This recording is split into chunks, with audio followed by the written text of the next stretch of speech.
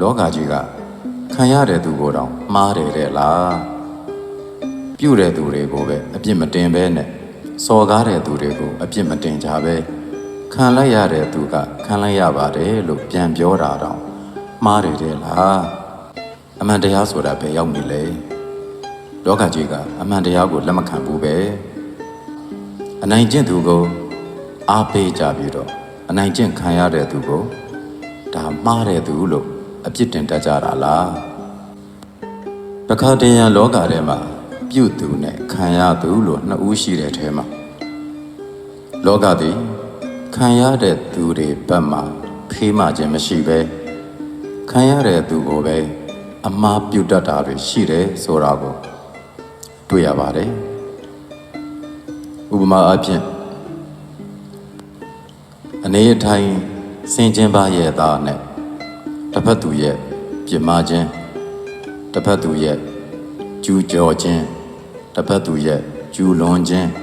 တစ်ဖက်သူရဲ့စော်ကားခြင်းတွေကိုခံလိုက်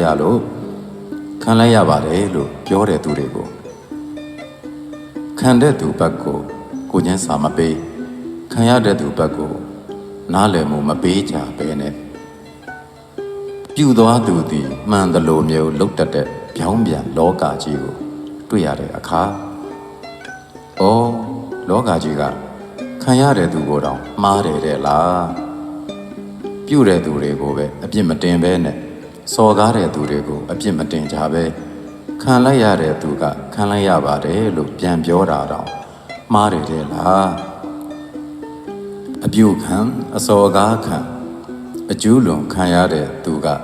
ဘာတမ်းမှမထွက်ဖဲနဲ့ဒီအတိုင်းပဲငုံခံရတော့မှာလား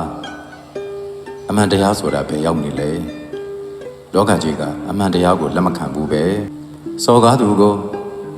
ကောင်းကြီးပေးကြပြီးတော့အစော်ကားခံရသူကိုမှားတဲ့သူလို့အပြစ်တင်နေကြတဲ့လောကကြီးပါလားအနိုင်ကျင့်သူကို